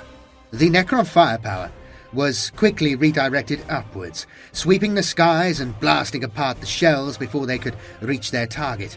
And in the respite, the Death Corps pressed their advantage, surging forwards while Venner's tank companies, held back until now, roared forth from the rubble at flank speed, through the Death Corps lines towards their objective. As the Imperial troops closed to a few hundred meters, the ground before the citadels burst open, disgorging murderous Canoptech constructs directly into the oncoming Death Corps troops. The huge, articulated bodies of the stalkers rose up and tore through the lines, whilst hundreds of smaller scarabs dragged men down, stripping the flesh from their bones. They were met with bayonet and lasgun, flamer and frag grenade, and the Death Corps flowed like a tide around the killing machines, while the tank companies entered range and opened fire with their battle cannon into the ranks of the shambling Necron warriors that were beginning to stream from the citadels. On the left flank, a squadron of Macarius Omega plasma tanks unleashed blasts like miniature suns towards the defence pylons, heedless of their own overheating cannon in their determination to strip the citadel of its defences, while on the right, Centaur carriers sped forth through a storm of gorse fire which blasted scores of them to shrapnel in order to deploy their quad launchers as close as possible to the enemy. Thousands fell, tanks erupted into fire, and a blizzard of shells was hurled against the Black Pyramid, which began to break and crack, smoke billowing and actinic lightning playing sickly across its splintering surface. Behind the Imperial lines, the companies of troops left behind to defend the artillery positions found themselves beset, and in a desperate battle to stave off twisted blade-handed flayers that came from them from the shadows, just as Necron attack craft shrieked from the skies to strafe them into oblivion. The squadrons of Imperial Lightnings and Avengers that tore through the night to intercept the lethal night scythes of the Necrons were few, but bravely they dove straight into the heart of the enemy squadrons, their weapons blazing in the darkness, each pilot commending their soul to the Emperor and knowing that this would be their final battle. The die was cast, the battle was held in the balance, and there could be no holding back. Already tens of thousands lay dead on the blasted plains before him, but Venner did not falter in ordering forth a second wave. Raising his sword high and leading the charge himself across the deadly ground, the Death Corps filled the battlefield like a living tide of steel and fire, and crushed and toppled the remaining Canoptech stalkers that barred their path, trampling the scattered scarabs into the earth. The Death Corps reached the outer citadels of the pyramid complex just as their own shell fire began at last to falter. But for the Necrons it was too late. The enemy was already upon them, the human soldiers swarming like ants across the alien fortifications. Surrounded, the Necron warriors were brought down in murderous crossfires, and the machine creatures were driven back and destroyed one by one. As for every Krieg the Necron slaughtered, a dozen more took their place.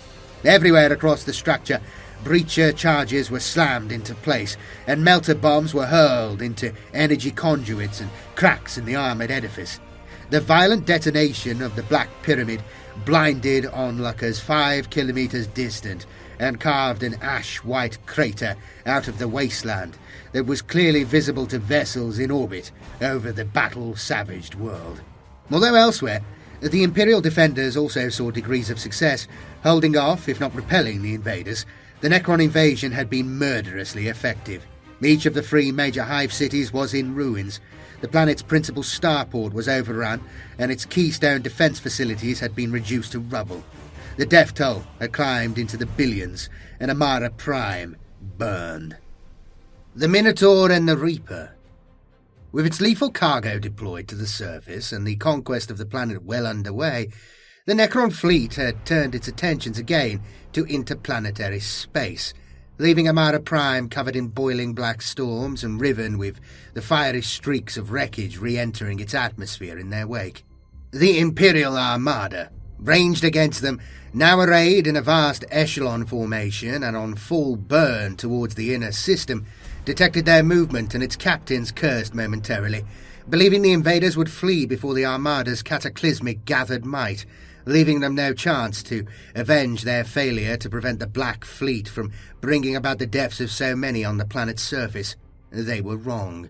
The Necron ships, turning with almost contemptuous grace, formed themselves into a perfect crescent-shaped attack formation and locked onto a direct intercept trajectory with the heart of the Imperial Armada, exhibiting sudden unearthly acceleration no human ship could ever hope to match. On the flag bridge of the Apocalypse-class battleship Arica Dominus, Grand Admiral Georg Kawu, Knight Commander of Battlefleet Orpheus, watched the holosphere before him, showing the onrushing enemy with growing apprehension. Although his desire was to avenge the losses his fleet had suffered in the past months and the affront to the world he had been solemnly sworn to protect, unlike many of those under his command, he would not let his wrath blind him. The firepower of the fleet at his disposal was of an unimaginable order of magnitude, and more than capable of shattering entire worlds through brute force alone, a fact that he believed his foe was more than aware of. Now, with the Imperial battle auspexes repaired, he could ascertain that the Black Fleet possessed less than a quarter of his own number of vessels, and by Imperial standards far less in tonnage. The bulk comprising what would comparably be of escort class in Imperial terms. The larger vessels, some 20 in number, were, according to the intelligence provided to him by the Ordo Xenos, identified as harvest ships, while the foe matched his 11 greatest warships with 2 monsters of their own. Together, anchoring the centre of the attacking crescent, these tomb ships were gigantic, each being over 15 kilometres in span and surmounted with strange pyramid-like structures that threw off incomprehensible energy readings which baffled and alarmed his Magos. They had already been codified the Sun Killer and the Dead Hand by Imperial Strategos, and marked as the highest priority targets at all within the Armada. The force represented the largest concentration of Xenos Necron vessels on record, and Kawu determined to give them the respect they deserved. Having conferred with the sinister Asteron Moloch, a chapter master of the Minotaurs Space Marines, the Minotaurs chapter fleet, commanded by the lumbering relic assault ship Diabolos Crater, itself shielded by a dozen escorting strike cruisers, had deployed into a second echelon some way behind the Armada's main line of battle, poised either to deliver a killing blow after the lines had clashed, or to intercept any breakthrough force, were the enemy's plan to punch straight through rather than engage. To his own command he issued the direct order to all vessels to maintain formation and engage only as directed on pain of death, and although the captains of many battle-hungry destroyers and cruisers balked at the order, they knew that their lives would be forfeit to their own shipboard commissars should they disobey.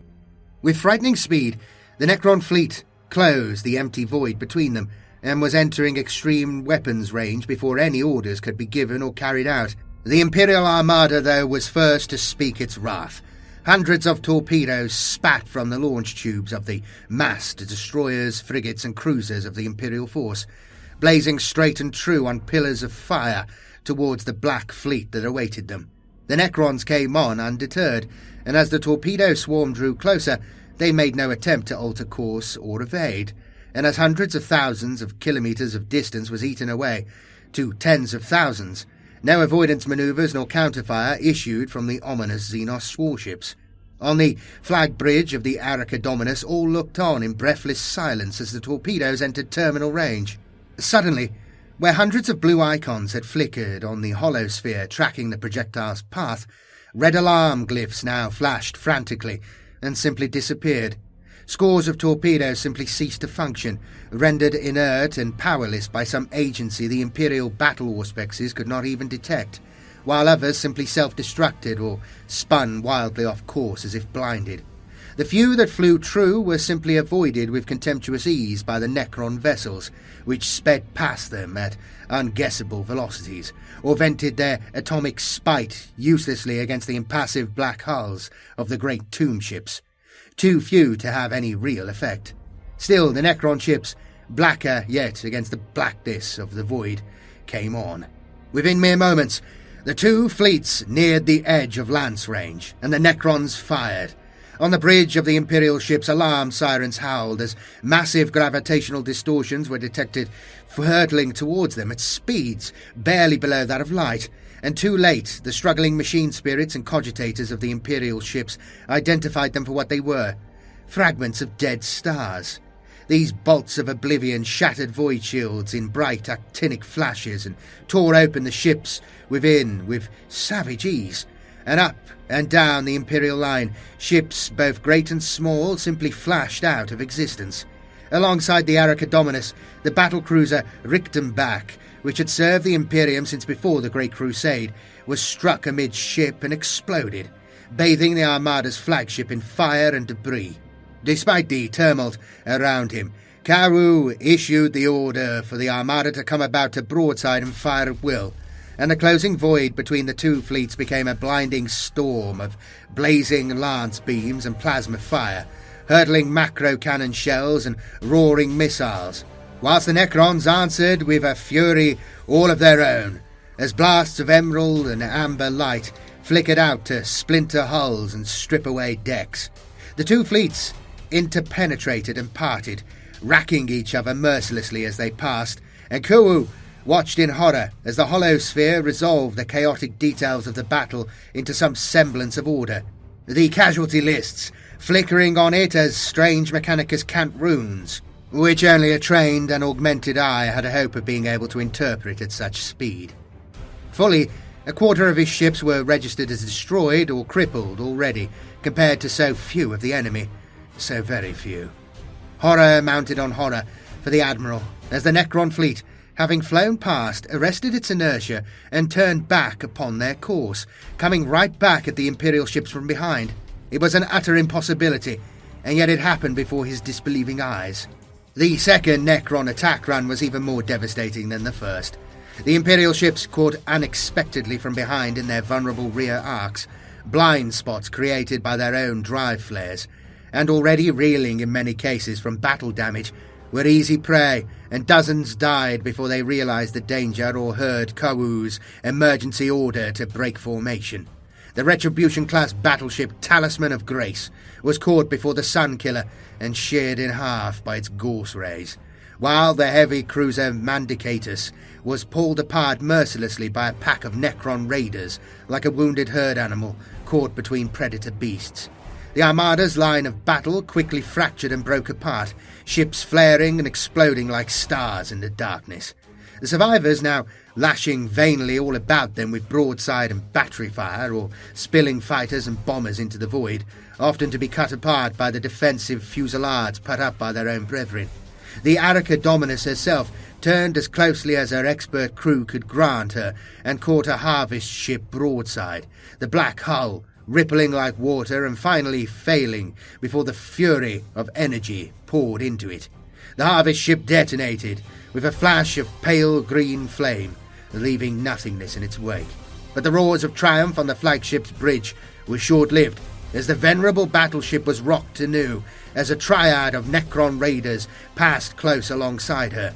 Her void shields down, the dirge ships hammered her from stem to stern, gutting her starboard lance batteries and consuming her main engine deck in fire. Unable to answer her helm, the Arachidonus tumbled wildly in the darkness, the bodies of her crew and frozen air trailing behind her as she fell. Through the carnage, the Necron ships wheeled and fell like carrion birds at the feast. The two great tomb ships glided majestically and inviolate through the heart of the storm, annihilating anything that came near, while the pilots and crews of lesser craft that drew close were driven mad with fear or found their ships had become cold tombs for them, their power draining away to nothing. It was into this bloody melee that the Minotaurs' chapter fleet plunged headlong. Having observed the battle on his own holosphere, Asterion Moloch, the bleak master of the Minotaurs, quickly realized that engaging the Necron ships with their superior firepower, maneuverability, and range was suicidal folly, and instead issued orders for close assault without quarter or reservation of force. Their target was to be the Dead Hand, which the machine animus of his own ancient assault ship had discerned had been the first vessel to leave the orbit of stricken Armada, and the first to fire upon the fleet. This, Moloch knew in his warrior's heart, was the master of the foe, their flagship, the throne of their commander, and it was this the Minotaurs meant to destroy. Adopting an attack formation in the shape of a bull's head, with the Diadolos crater forming the protected skull, the chapter's 3 battle barges the Jaw, and its 8 strike cruisers the Horns. The chapter fleet smashed into the heart of the battle, engines at full burn, and fire held until the last moment. As they unleashed hell from their bombardment cannon and plasma batteries, the chapter's war vessels did so heedless of whatever lay in their path, as stricken Imperial ships caught between them and their goal were shredded just as were any Necron raiders smashed aside on the fleet's headlong plunge towards the dead hand. 2 Necron harvest ships turned and opened fire into the onrushing Space Marine vessels. The battle barge, Daughter of Tempests, once the pride of the Lamenter's chapter fleet and taken as a prize during the Badab War, was blasted asunder and fell from the formation, its entire armoured foresection disintegrating in the Necron crossfire.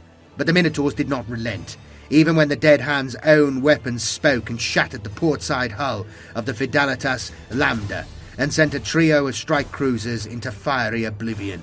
At point-blank range, boarding torpedoes, gunships and Cestus assault rams hurtled from the launch bays of the Minotaur's fleet and crashed into the hull of the Dead Hand and its close escorts, the ships at their backs still firing remorselessly at the prey, hoping to open up hull rents for the boarders to exploit.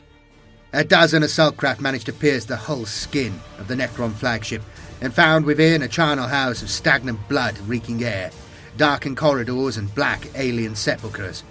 Malevolent scarab engines were everywhere, and RAF machines phased through the solid walls to assault the attackers as antibodies would attack a virus invading a living body.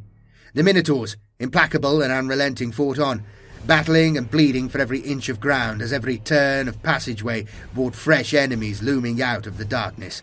One by one the Space Marines fell, their armour blackened and burned by Gorse rays, bodies punctured and torn apart by the ghost claws of the tomb ship's defenders, until only one squad remained. Terminator Squad Exthilion, blast-scarred and bloody, at last forced its way into the tomb ship's vast central chamber, a cold and haunted space nearly a kilometre across that lay beneath the black pyramid that crowned the tomb ship. Here, amid the chill mists and circles of strange obelisks at the centre of ranks of whispering sarcophagi, wreathed in corpuscent ghostlight, arose a great dais, upon which stood the terrifying overlord of the Necrons, in a shrouding cloak of raw darkness. It would be the last sight the warriors of Squad Exthilion would see, as a phalanx of Necron Praetorians rose up from the shadowed mists and slaughtered them for their transgression. But it would be enough. The signal had been sent. All but close enough now to crash into the tomb ship. The Diadolos Crater, badly wounded and with rents of damage scoring her dense armour, opened fire with her bombardment cannon at point-blank range. Their targeting solution identified by Squad Exthilion below, the fusillade of macro shells ruptured the Dead Hand's hull, exposing the vault chamber within to open space in a screaming vortex of decompression. The Dead Hand bucked away like a wounded animal, one vast arc of its crescent superstructure catching the Diadolos Crater, a glancing blow and sending the relic assault ship spinning with the impact. The damage, however, was done. The seamless shell within the tomb ship, otherwise impenetrable to Aurspex or targeting solution, was broken, and in that instant the ancient teleporter engines of the Diadolos Crater had fired and delivered their baleful cargo. As the pulsing shockwave of the teleport transit cleared, Asterion Moloch and his bodyguard of 30 of his chapter's Terminator-armoured veterans, alongside 2 Contemptor dreadnoughts of the chapter, stood amid the black gale of the venting atmosphere and confronted the lord of the Necron host. Between them there was no preamble, no warrior's salute or declaration of challenge or intent. Instead, Moloch merely raised his black spear and unleashed its lasblast at the sinister figure high on its throne-like dais. The golden-white bolt, strong enough to pierce the armour of a battle tank, struck the machine creature's shoulder and rocked the figure back, but it did no more than elicit an eerie, hissing howl, not of pain but of insulted rage. From the cold air a great glittering cleaver, like blade of pale obsidian, materialized in the Necron overlord's outstretched skeletal hand, and he threw himself from the dais like a bolt of thunder, slicing open the first Terminator in his path with a savage backhand blow, as if the warrior's vaunted armour were as nothing. So was the battle joined, and in a moment all in the vast chamber was fury, the sound of churning storm bolters and roaring assault cannon bleeding away with the air into the open void above. From the darkness the Necron Praetorians and Tomb Guardians came, hulking armoured forms twice the height of a man, their gilded and corroded death masks glimmering gold and crimson in the fire-flash light of the Minotaurs' weapons. In their hands they bore arcane staff weapons blazing with ghostly flame, with which to blast their foes to ash, or great cleaving blades and tall segmented shields, able to repel the deadliest fire. Soon the Minotaurs were hard-pressed, a shrinking circle of warriors who had already accounted for twice their number, only to see the fallen drag themselves back up from ruin or be replaced by another of their kind, stalking implacably from the darkness. Moloch raged and slew as tirelessly as any machine warrior that rose up before him, and with a great, cold fury, his storm shield resounding with the blows of enemy weapons, while the black spear tirelessly slashed and stabbed, punching through armoured torsos and severing mechanical limbs as he went. The Dark Overlord fought and killed his way towards the Minotaur's chapter master, leaving a trail of rent and severed Terminators in his wake, until suddenly the tomb ship shook to a resounding blow, and it began to tilt crazily, the artificial gravity field within it rippling and buckling. The Necron Overlord was thrown unceremoniously to his knees, and looming there above him was ancient Geryon, the Contemptor Dreadnought's great fist raised to strike, the lethal energy field that enraptured it churning soundlessly in the now airless vault. The hammer blow fell, but the Reaper's blade was there to meet it, and the Dreadnought's forearm exploded in flame and spinning shrapnel. The tomb ship tilted further still, and Geryon reeled and staggered, the Dreadnought's huge armoured feet skidding and losing purchase. The Overlord sprang bonelessly from the ground and laid into Geryon with his great blade in a rapid series of two-handed slashes, sending splintered ceramite and showers of sparks fountaining from the wounded Dreadnought. Geryon fell, one knee, actuator severed, brackish blood and silver amniotic fluid leaking from the rents in his armour. The Overlord rose up to deliver the final blow, and the black spear found him. Moloch punched the ancient relic weapon clean through the Overlord's back, and it exploded from the Ankh glyph that was emblazoned across the Necron's chest, wreathed in pale flame and amber lightning. Transfixed, the Overlord spasmed upon the spear, its death mask thrown back as if in a silent scream. Asterion Moloch smashed the Dark Overlord off his spear blade, using his storm shield to deal the blow just as the tomb ship rocked again with fresh impacts, the white flame of plasma weapon fire licking around the aperture in the vault chamber from the void beyond. By a warrior's instinct earned on 1,000 battlefields, Moloch reacted before his conscious mind detected the reaping blade falling from on high, raising his storm shield as the Dark Overlord's blade came down, the ancient device, blocking a blow that would have cleaved Moloch's head in two before it finally shorted and spat, quickly coming apart under the repeated wild blows of the Necron's glittering blade.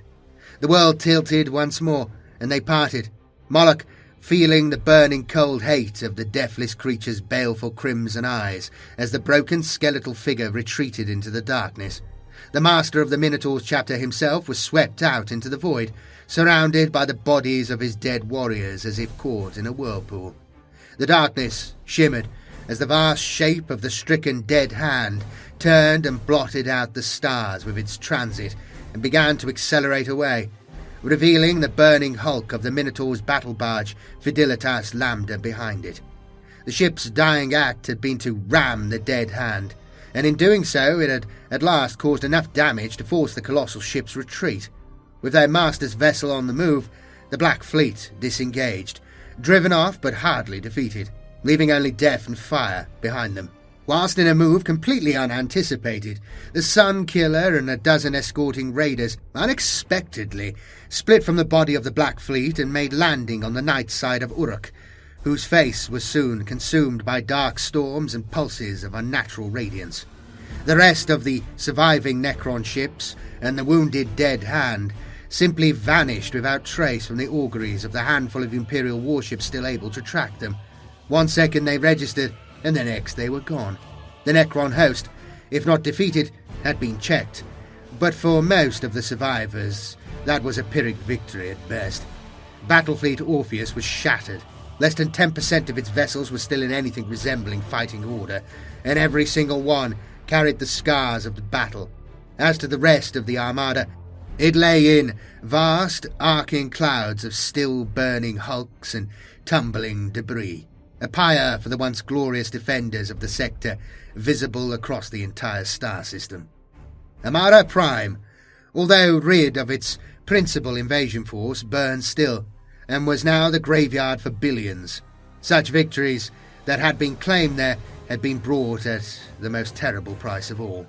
Many surviving Imperial forces were evacuated as quickly as possible from the shambling ruins and pulled back to the outer worlds of Laemon and Kalamar to regroup, while the remnants of the civilian population there were regrettably left to their fate. The Battle of Amara was over. The Orphean Decree. The High Lords Temporal, Martial, and Ecclesiastical of the most divine and righteous Imperium of mankind witness and obey. By the express order of the Chamber Mori of the Order Xenos of the Inquisition, and under the written seal of the inquisitorial representative and the High Lords of Terror, should the following Edict Imperialis, henceforth known as the Orphean Decree, be obeyed and enacted. By the act of discorporation shall the sector Orpheus of the Segmentum Tempestus be no more, its rights, tithes and titles annulled, and its history be sealed and unremembered, save for those whose duty it is to bear the burden of truth and the sorrow of watchfulness. Of the forces imperial currently contesting its remaining domains of the aforesaid sector, shall the gift of martyrdom be given with the Emperor's blessing. May their glorious struggles be long, and bleed from the foe of humanity, its strength and number, and may their souls find their reward in the hereafter. By this decree shall a cordon be enforced between the former sector known as Orpheus, whose stars be forbidden on pain of death, and the sector of Iridice. Let fortress worlds and places of strength be raised to maintain its watch, under the auspices and direction of the Ordo Xenos, unto this sacred charge. Addendum the first.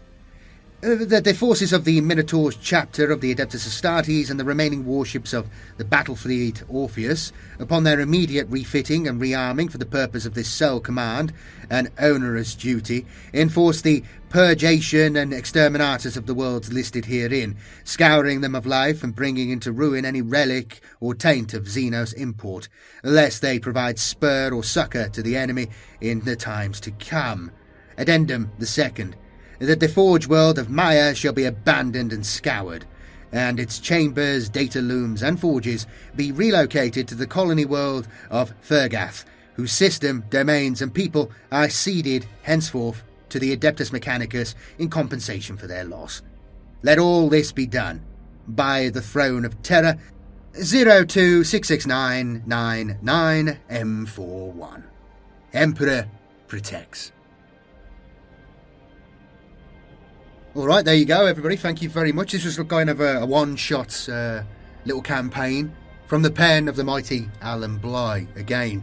So I'm going to have some other similar ones coming up soon-ish, so I hope you did enjoy this. I might swap out the voice, because I've been doing it a lot lately, and I like to keep things entertaining for me. So I might swap that out soon. But more stuff is coming, more short stories, more lore videos, more reviews, more things like this, sort of campaign videos, that sort of thing. So do stay tuned. Please do like the video. I'd really appreciate that, lads. It really helps. Let me know in the comments what you thought.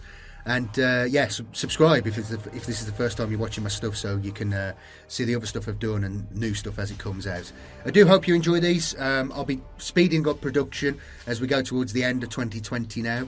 I'm going to be, basically a lot of stuff I've been working on is sort of coming to an end in terms of my preparation for it and all that sort of stuff. So it's all coming. The names scrolling past here are supporters of the channel. Thank you, lads. I really appreciate it. It really helps me do the job. It's great, and I appreciate it. If you would like to join this company of heroes and get your name up there as well and support me and the channel, then please use the links below. There's various options. Any of the options there are good, whatever suits you best. But if not, don't worry about it. But I do want you to like the video. You got to do that. Anyway, I'm going to go. More stuff is coming very, very soon. I'm talking like days from whenever this is released. So you're talking like 2 or 3 days probably. So I'm going to be keeping production reasonably high. I'm going to go now. I'm rambling. Thank you all very much. Thanks again. Bye-bye.